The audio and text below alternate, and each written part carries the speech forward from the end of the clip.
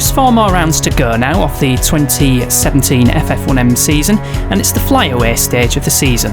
It's the first of those 4, round 15 of the Malaysian Grand Prix, coming to you at the Sepang International Circuit. And joining me for his first ever commentary gig, we've got the team boss of CBA Racing. It's me, Dad.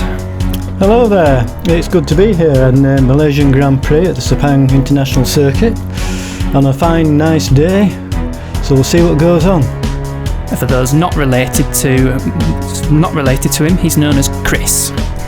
And we'll just start off with a recap of the previous race at Portugal, which it didn't go well for either of us, to be honest, but more so for yourself because Kimi Raikkonen suffered a loose wheel and Thomas Gonzalez suffered a case of dodgy driving. Yes, that's correct. I've had a word with my pit crew, see what they can do about it. I have a new sponsor this year though. It's Diva Droid International. And they make the famous Mechanoid 4000 type, and I'm hoping to put those in my pit crew. And they might aid my mechanical problems. Maybe so, but we'll just quickly go back to that previous race because there's been some more news about the status of the Portuguese Grand Prix. What happened was, to initiate some of Thomas Gonzalez's dodgy driving, at turn 2 there was a loose drain which caused the retirement of Fernando Alonso. He'd suffered a puncture on the next lap, and then a directive went out to the teams mid-race to avoid the apex of turn 2, so that was the reason for that, and as a result Portugal is no longer on the calendar next season, replaced by, tentatively, the European Grand Prix. Who knows where that's going to be, probably either the Nürburgring or Jerez, but there's a look at the previous winners, and last season we saw an absolute bizarre result in the form of Sam Bird in the Pedersen winning a race. Nobody was expecting that at all, but Bird was on form all weekend, stayed out of trouble, and executed his 2-stop strategy perfectly. And as for the status of the championship, well, the team's championship's been decided in favour of Tornado, the engine trophy's been decided in favour of Climax, and the drivers' championship is still up for grabs, but not really, because all Väinö Kivinen has to do is finish ahead of Grosjean. And here's the grid. Lewis Hamilton on pole position, and the record equalling 37th pole. Jean-Eric Vergne is second, but he was a second behind Hamilton in qualifying. That may be a qualifying heavy setup that Hamilton's running. 2 Tornadoes, 3rd and 4th, Grosjean ahead of Kivinen this time. Daniel Ricciardo 5th ahead of Fernando Alonso, who was very unlucky to suffer that puncture at Portimao. Valtteri Bottas up in 7th ahead of Alessandro Farina 8th, and he was quick in warm-up. 3rd quickest in the warm-up was Farina, although not particularly close to the 2 Tornadoes. Caterina Caracciolo 9th, and she qualified on the mediums as well, so that was fairly impressive. Bryant 10th. Carlos Sainz 11th, and there's the first of the CBAs. Thomas Gonzalez 12th. Let's see your thoughts on that one. Well, we'll have to see. I've set my engine at maximum ERS as possible as I can with my engine. I'm of course changing engines next year to Judd. That's correct. Which will offer me 100% ERS. So we'll see what happens. We'll see. There's the other CBA 17th and Kimi Raikkonen, and I wonder if he's actually going to finish the season, because it seems possible that Mason Taylor will be replacing Kimi Raikkonen once the FF2M season's done. We'll get that confirmed later on once FF2M concludes at Suzuka, the next race after this one. And then that's a look at the back row. Alfonsi 21st in the AJ and Stoffel van Dorn 22nd. Yes, it's quite possible I'll be putting my new driver in the last couple of races, depending on see what Kimi does today. That new driver being Mason Taylor, who is with STV Racing in FF2M and doing quite well. He's in with a chance of finishing runner-up in the championship. And then Kimi Raikkonen, but at least he's still got a drive next season with AJ Motorsports. We'll be teaming up with Mattia Alfonsi. The most experienced driver on the grid continues to gain his experience. You've come pretty prepared for this one, haven't you? Yes, but it's I've just had to come up from my team. I've got to get my pit crew up to speed because I don't like the way they're operating at the moment. Let's see how they do as the 5 lights go out. And that was a good launch from Romain Grosjean, 3rd on the grid. He's trying to squeeze himself in between Hamilton and Vergne. What a start from Romain Grosjean. 3rd to 1st off the launch. That is impressive stuff. And into the first corner, is there going to be any shenanigans? It looks pretty clean so far. And Romain Grosjean, quickest in the warm-up, already rocketing away from Lewis Hamilton. And I'm expecting him to pull away very markedly because Hamilton qualified a second ahead of anyone else. But probably a qualifying bias setup, and it may show itself as early as the first lap. Through turn 4 we go, and it's all pretty clean so far. Well, clean through the first corner, but it's interesting that Grosjean has taken the lead from Hamilton, as Hamilton's got he's got a Mugen 45. He can have maximum of 45 hours on his engine. It's a customer engine, is Hamilton's. So maybe not. It depends on the settings of the airs on the climax engine of Grosjean. He's got a manufacturer's engine. And the manufacturers, of course, can run up to 100% race airs. And Verne's had a bad start. He's down from 2nd to 6th, so obviously getting the bad run down the first corner and then getting shuffled out because he's even behind his own teammate. And what else has happened? Nolan Bryant's had a very good start. He's up from 10th to 7th. Bottas down to 8th. Caracciola remaining 9th, but Farina down to 10th as we go on board with Väinö Kymmänen into the final hairpin, chasing Lewis Hamilton for 2nd. Hamilton, by the way, on softs, as is Caracciola, Vettel, Hülkenberg and Magnussen. Here comes Kymmänen round the outside, and that's 2nd place for the Flying Finn. But if it stays like this, the championship will at least go on to the next round at Suzuka, and Farina getting ahead of Caracciola for 9th, and FJR, by the way, switching their airs off for the remainder of the season, so don't expect them to be that quick in the race. Well, I'm running full airs on my cars. As full as you can manage. As full as I can manage, which is... So we'll see what they do. Well, the theory is that if I can run full airs as full as I can manage on a customer engine, it should be okay reliability-wise, because we're getting far on in the season now. Very much depends on how Courtney has developed his Megatron engines. It's proved reliable in parts but unreliable in others. I wouldn't say it's as reliable as the Climax. Here's Alonso taking 3rd off of Lewis Hamilton, so got a shake and bake up in 3rd. And Grosjean setting the fastest lap of the race. Kymmänen doesn't quite beat it because he was at least overtaking Hamilton. But here comes Hamilton, he's having a go back at Alonso. Alonso holding the middle into turn 1. Hard turn right. Good fair racing between those two, and Hamilton briefly back up to 3rd, is he? Just about, but how long is he going to stay there? Hamilton is he's on the Mugen engine. So that could be quite reasonable, I suppose, but it just depends what they've got everything set up as. And Alonso having to go back into turn 4 on Lewis Hamilton, and that's brought Daniel Ricciardo into play. That Hamilton a bit wide through turn 6, now into the double right of 7 and 8. Not the place to overtake, and Alonso has dropped back. Now is this going to give Daniel Ricciardo an opportunity into turn 9? Well, he's keeping station behind Alonso. It could be a possibility, of course, developing the aerodynamics for next year's cars. So Andrew probably are running an 18 car next season, so they may have shifted development, although Tornado themselves have actually encouraged Andrew to push for 2nd in the championship. They're not far behind. And here's GRM's Valtteri Bottas under pressure from Farina, and onto the curb goes Bottas. That is down to 9th, and here comes Caracciola. Judd running no airs in this race, but that's not stopping Caracciola from having a look. But they can see that the Judd, on its own, it needs a bit of airs to overtake. Bet you're regretting choosing a Judd for next season.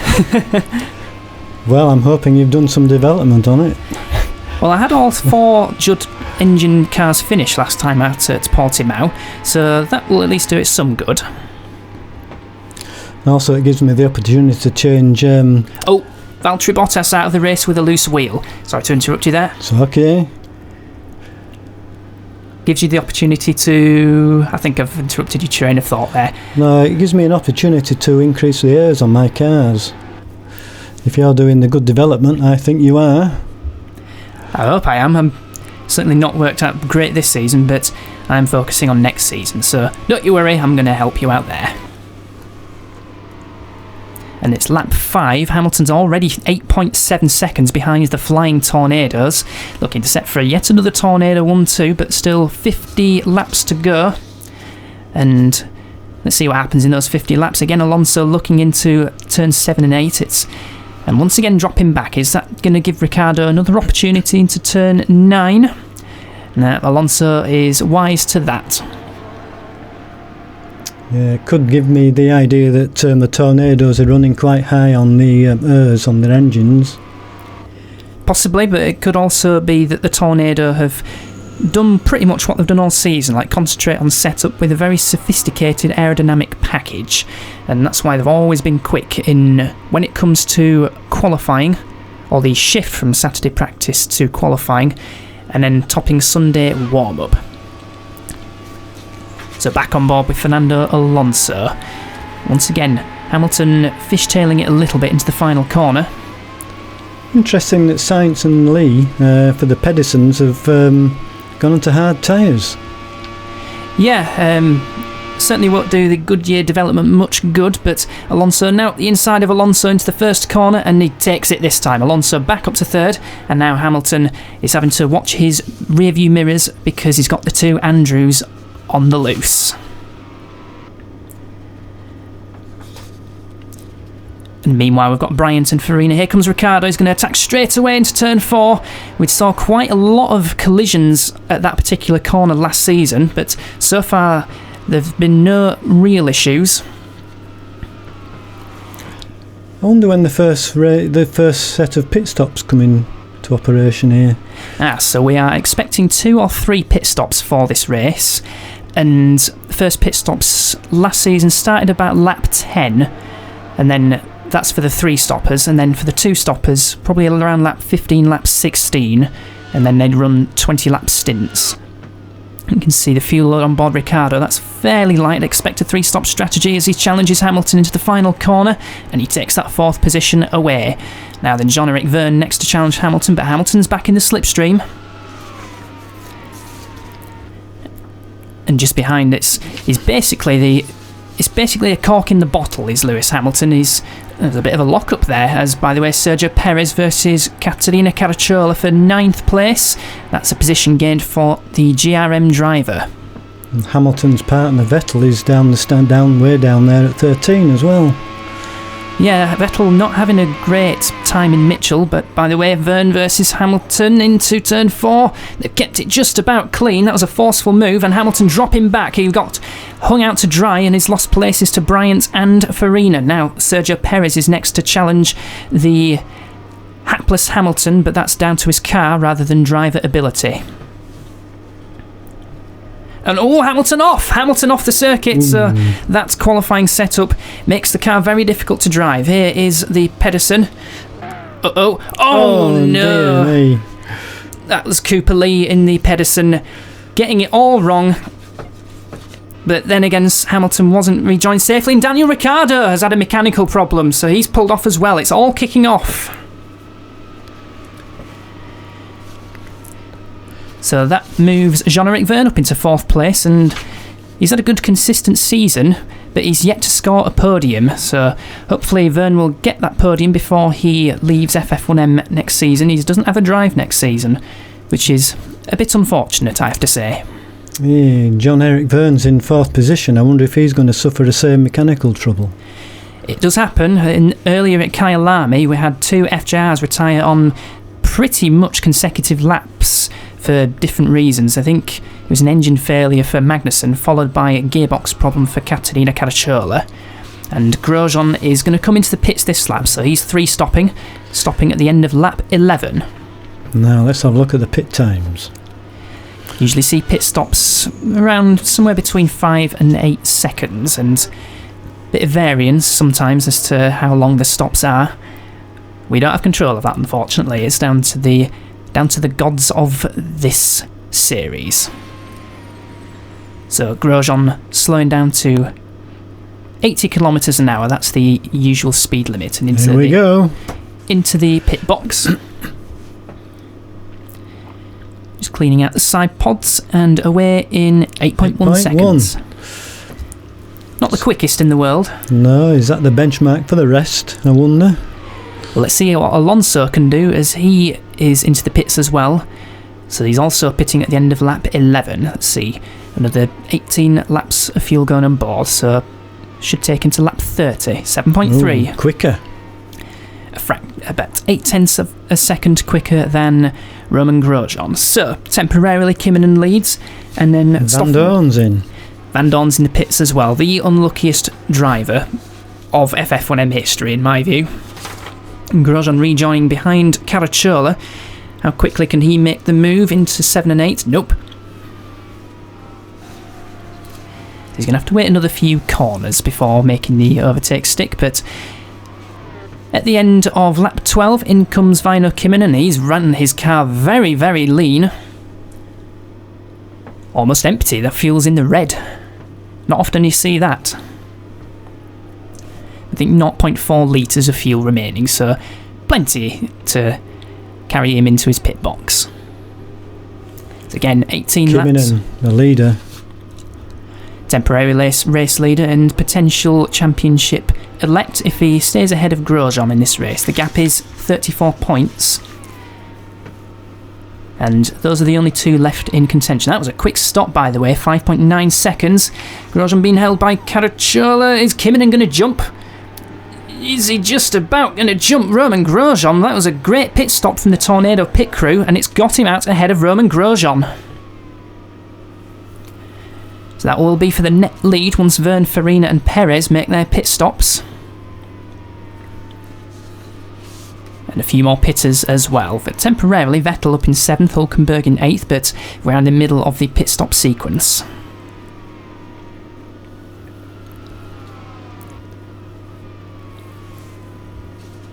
And how quickly will Kinnunen pull away from Grosjean in this second out of 4 stints? Both Tornadoes on 3-stop strategies, so it'll be interesting to see how they both get on in this second stint.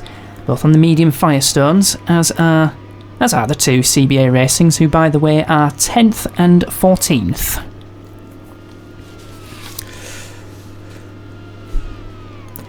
We'll see what happens on my pit stops after I've had a word with them. It depends if they are running 2 or 3 stops. I mean, you obviously spend less time in the pit lane on a 2-stop strategy, but you run fresh tyres more often on a 3-stop.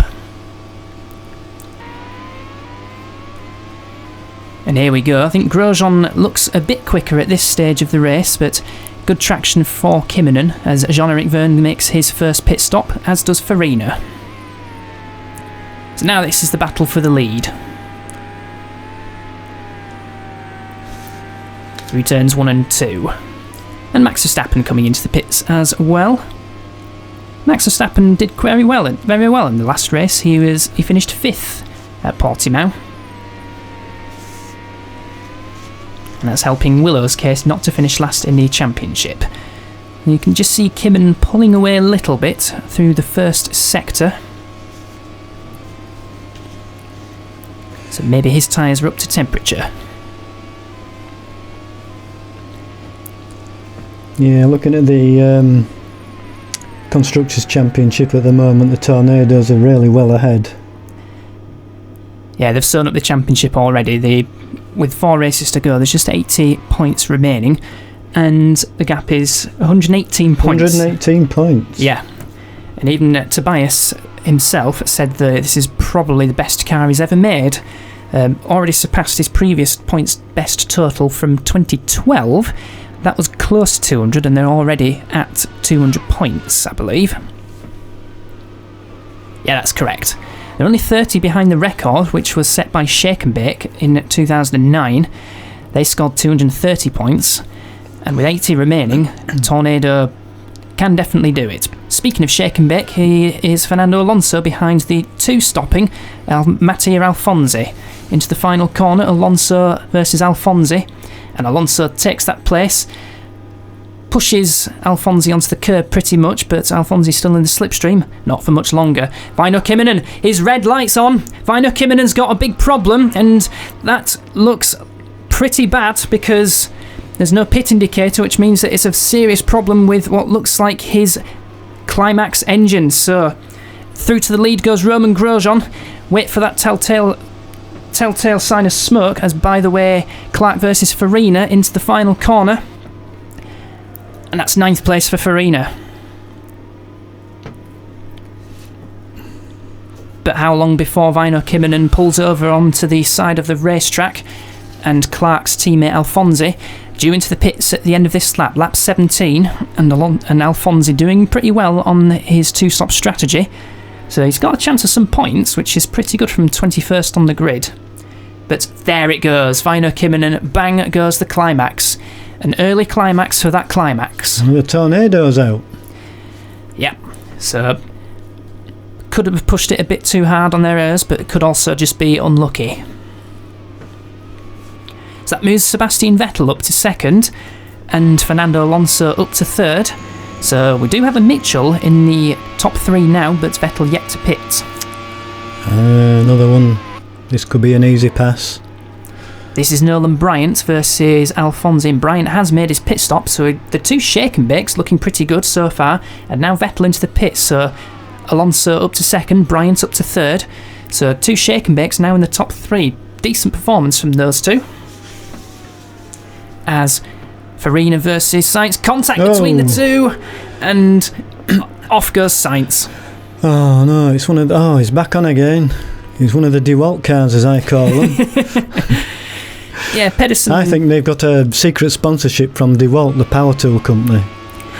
Yeah, they run the same colour scheme to DeWalt, don't they? Yeah. This is Bryant versus Verne for 3rd, and Verne taking that 3rd. He's up to a podium place, so the Andrew looking good in this 2nd stint. Now, can Verne catch up to Alonso? And didn't you have any more sponsors lined up to go on your car next season? Yes, I might be picking. I've got a deal with Yonex, the sports company. I might be putting them on. They'll be doing quite well. They give me quite a lot of sponsorship. But as I say, the main one is from Diva Droid International.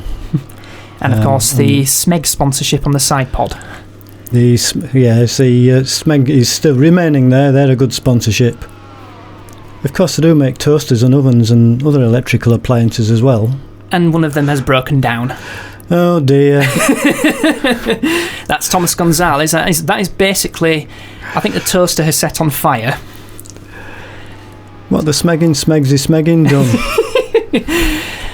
Yep. Maybe you need to tone the ears down a little bit if they keep blowing up. He wasn't particularly quick in the race anyway, so oh well. But it does hinder Megatron's development a little bit, because the less laps they run, the less developments they go. At least Kimi's still in the race, but he's 16th at the moment. And who are on board? We're on board with Farina chasing Bryant for 4th, so Bryant's 2nd stint not going too great, as he was challenging into that turn 7 and 8. Again, it's not recommended that you do that, but they don't seem to listen to me.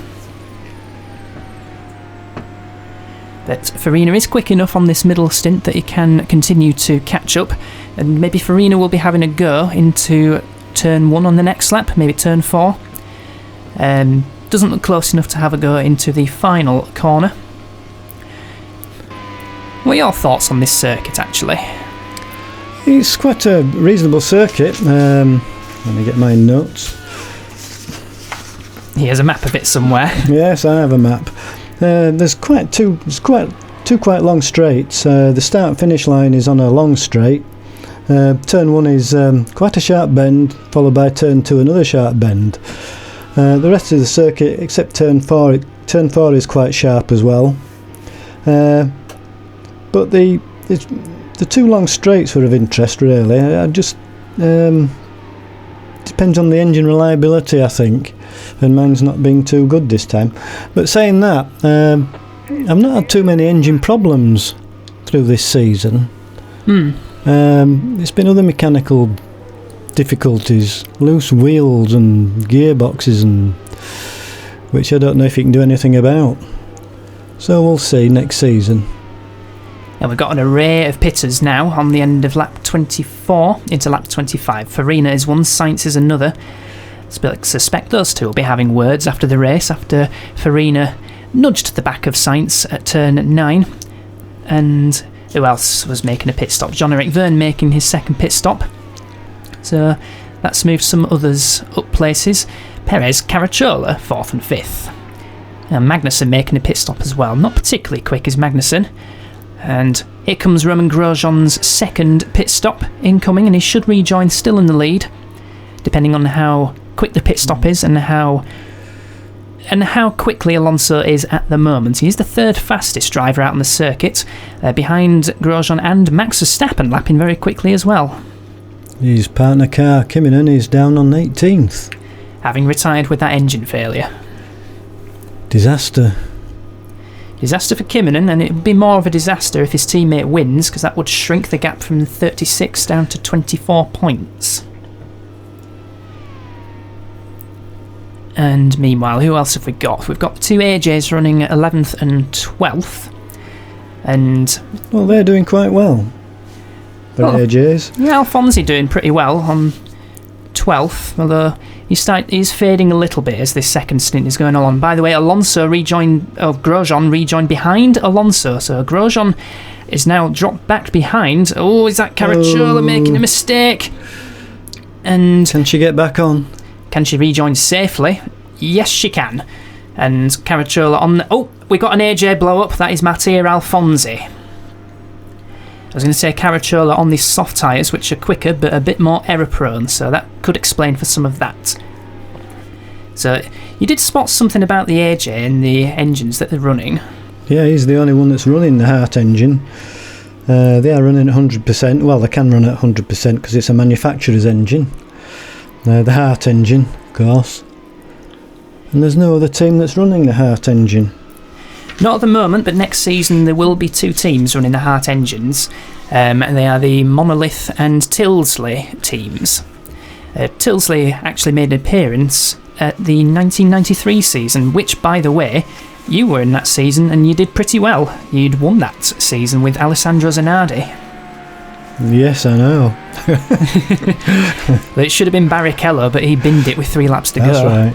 I think it was at one point, or I can't remember now. Yeah, he beat Riccardo Patrese by a single point in the end. But yeah, your first season and you won it. I was hoping to carry some of that success here on this season on the FF1M, but doesn't look like it at the moment. Not at the moment. Kimi Räikkönen 15th. But I did have to take over Exolite, which was... I had to rearrange quite a lot of the, let's say, staff. Yeah, basically, you're like the administrators taking over Exolite. So we'll see what happens next season when I've got a new car. Yep, and yeah, running an 18 model next season, and basically... And a new engine. And a new engine, which, again, I'm doing my best. And at the moment, we've got all Judds still running, so... That's only good news. Although none of them are in the top 8. Caracciola has come into the pits, and I think Alonso's come into the pits as well for his second pit stop. So Alonso is in fact running a 3-stop strategy, and Grosjean's lead looks unchallenged. Only lap 28, there's a long way to go. Half distance, and that is Vergne having a look at... that's Vettel. It's a battle for 4th, and Farina not far behind either. Is Farina going to have a look at Vergne into turn number 9? Yes, he is. Nearly nudging the back of the Andrew Racing. But unlike the previous battle with Sainz, no contact this time. So starting lap 29, Romain Grosjean ahead of Nolan Bryant. Is Bryant also on a 3-stop? I think he was.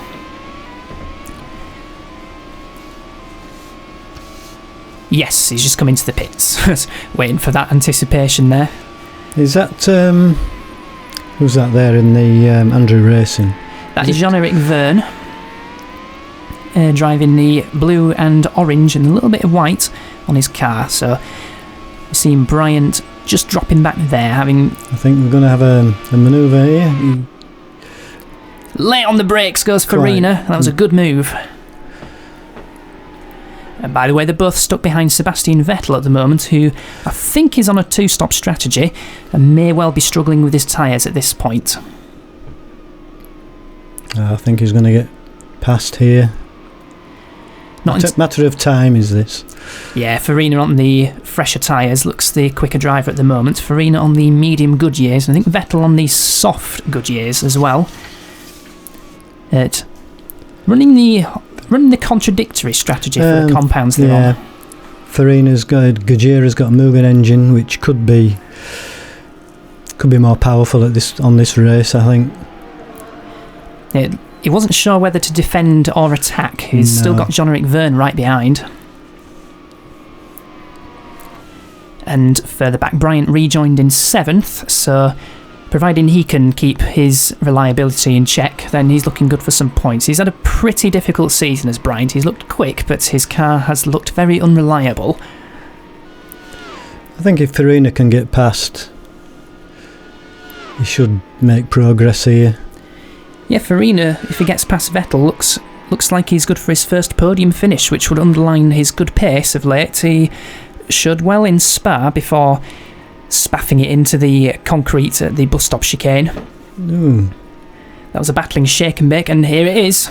Farina versus Vettel into the first corner, and that's 3rd place for Farina. Now, he's going to chase after Fernando Alonso for 2nd. Can he do that? A gap is already forming there. Between Farina and Vettel. Yeah. And Vettel's going to come under pressure from Jean-Eric Verne. Is Verne going to have a look into 4? That'd be a brave one, but he's taken a sensible pill there. Bryant, by the way, overtook James Clark for 6th place. And here is the move. Verne versus Vettel into turn 9, but Vettel just about hanging on round the outside. In fact, is Vettel on these soft tyres? I need to double check that. I'm just trying to look. So it's pink if it's soft, but it's orange if it's mediums. And that's Verne, he's on the medium Firestones. Bit tricky to see from this distance, but we'll get confirmation shortly. Once the first pit stops are out of the way, the graphic changes on the left from tyre compounds to number of pit stops taken. I think it's the mediums he's on. It could well be orange on these side pods. And we'll keep an eye out on the gap between Alonso and Farina now. It's now 3.9 seconds. Farina was quicker. They're soft, aren't they? Is that the pink? Yeah. Yep, he's on the soft tyres. Unless my eyes aren't working. No, they're soft. Cool.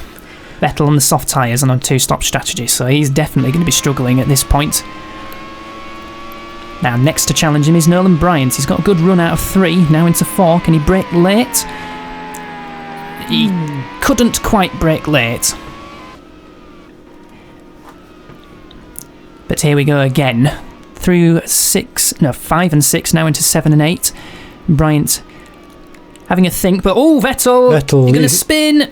And there is his... I think his tyres must be shot. Yeah, his tyres definitely shot.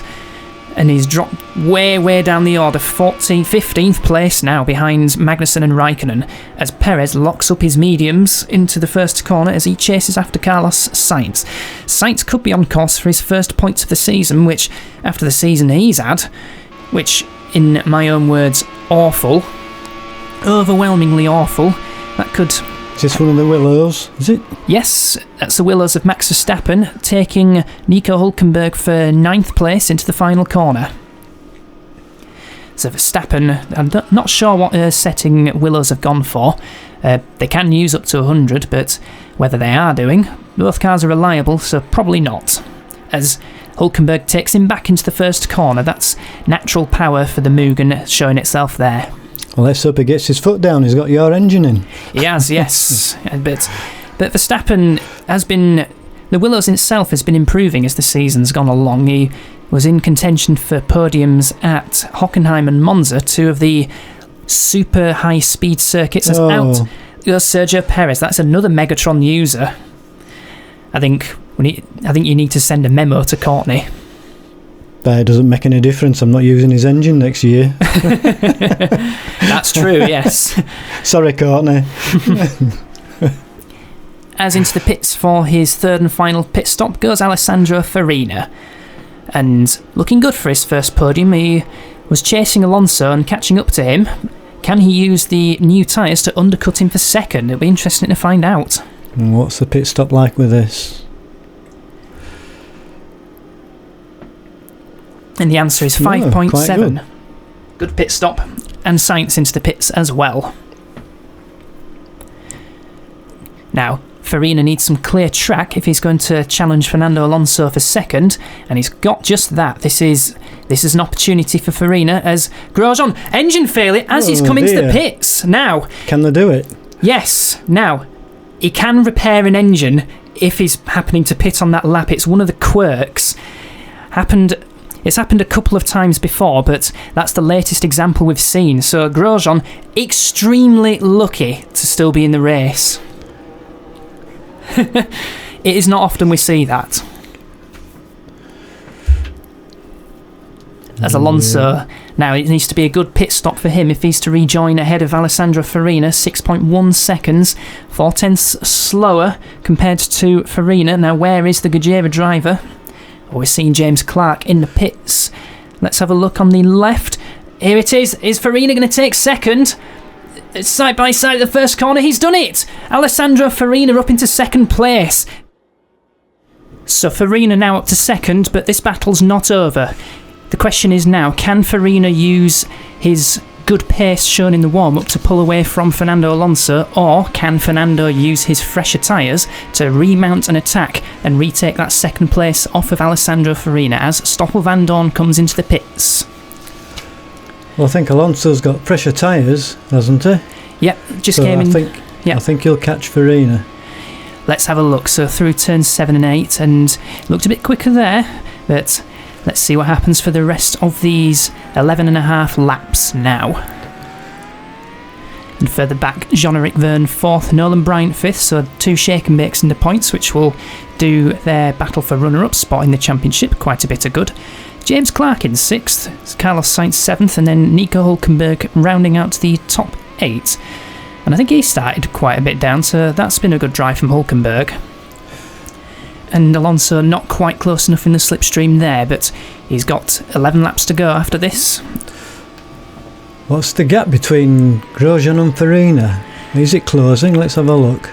Let's have a look as they cross the line. It's lap 45, and Grosjean, he's half a minute ahead, so I think that's a battle for the lead gone. But let's just quickly go back to Grosjean, because that engine failure as he was pitting, very, very lucky. If that had happened elsewhere, then that would have been Drivers' Championship over.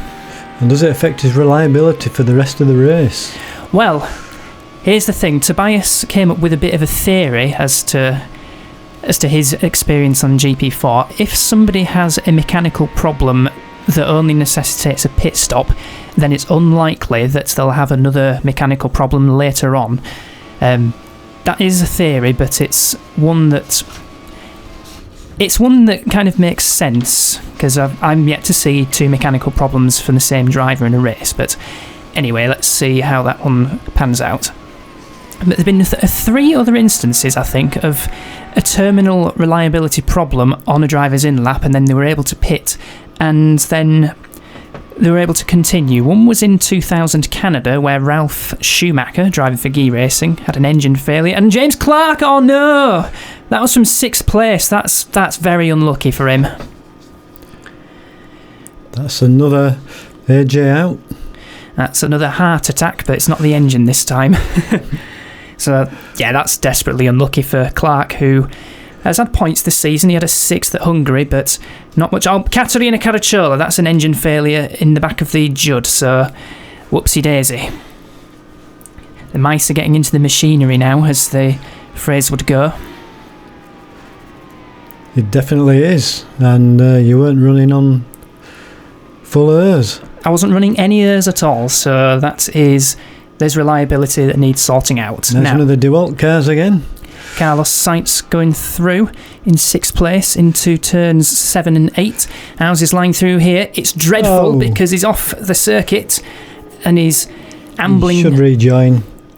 Oh, no, he shouldn't, because that was right into the path of Nico Hülkenberg. Now, is Hülkenberg okay? Because Sainz is clearly out of the race. Well, that's unfortunate.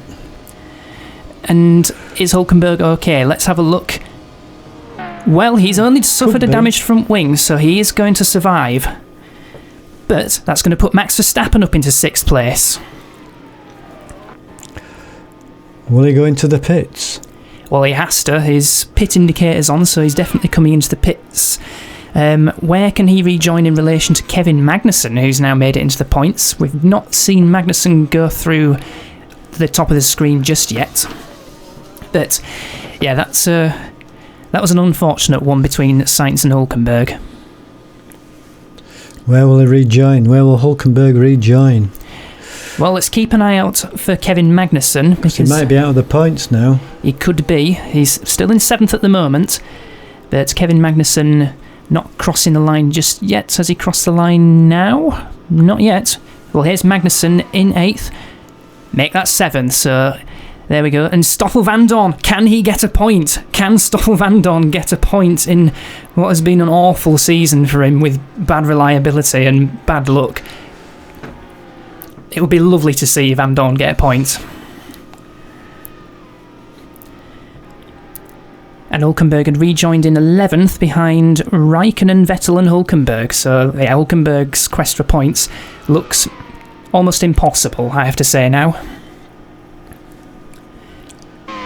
He's going to try it round the outside of turn 1. This will be impressive. Should get round on the next turn. But Vettel hanging on. Should take... Ooh.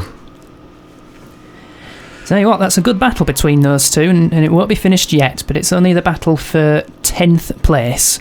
So unless something happens between the top lot, then these two are not going to score points. So, let's just quickly go back to the calendar, because... He's still battling. Should take him here. And he does. Hülkenberg, on these fresher tyres now, takes that 10th place off of Sebastian Vettel as we go on to the final lap with Romain Grosjean still in the lead of the race by a good half a minute at least, as he had put a lap on, I think it was Max Verstappen he'd lapped then, but yeah, it's Van Dorn he's lapped, so next one to lap is Kevin Magnussen. And yep, so there is a free race, and you've made a suggestion that they should run a race on the Indianapolis Oval. Yeah, I wasn't totally serious, but it could be an option, you know. They'd have to change all the setups on the cars for an oval track rather, but you never know. It has been done before, I think. In the real world, yes. In the real world. In this particular world, they did run an IndyCar series where they ran on ovals like Indianapolis, and Talladega was another one. According to the AFIA, however, it was basically you had to stay close, but it would always create chaos, and then once they spread out, it was just basically driving around in circles. So I think you may have shunned your suggestion. It would require totally different setups. Yeah, it'd require fullers and basically staying out of trouble. And about to put the lap on Kevin Magnussen is Romain Grosjean, race leader. See, Magnussen will lift off the throttle here. And indeed he does so. And Romain Grosjean in the lead, still in a championship battle, because out the final corner to take his 4th win of the season, and this will be Tornado's 10th in a row, Romain Grosjean wins the Malaysian Grand Prix. Very lucky to do so after his engine appeared to set fire in the pits.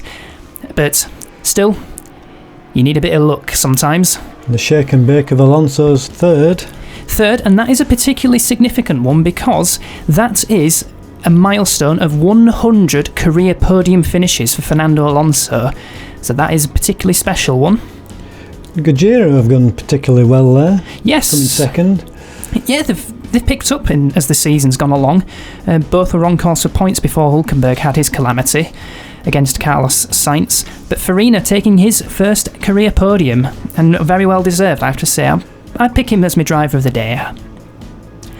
And as for the rest of the top 8, we've got Jean-Eric Vergne in the Andrew Racing, just missing out on the podium once again, but again, solid performance. Nolan Bryant 5th, and then the points score is completed by 3 Judd runners, Max Verstappen, Kevin Magnussen, and hurrah, Stoffel van Dorn gets a point. And Shake and Bake were in 3rd and 5th, so that's good points for their constructors. Yep, and with Mitchell failing to score points, then Shake and Bake, I think, may well have jumped up to 2nd in the championship, but we'll get that confirmed in due course. And a long list of retirements. I think half the field had failed to finish, 3 to accidents, and the rest, 8 of them to mechanical problems. And one of them, Shake and Bake were 4th in the Constructors' Championship before this. So they were on 65 points. 65 points. And Mitchell were on 82, so they won't have jumped up to second yet. They'll have jumped past Andrew, I believe. Yes, they've jumped past Andrew Racing.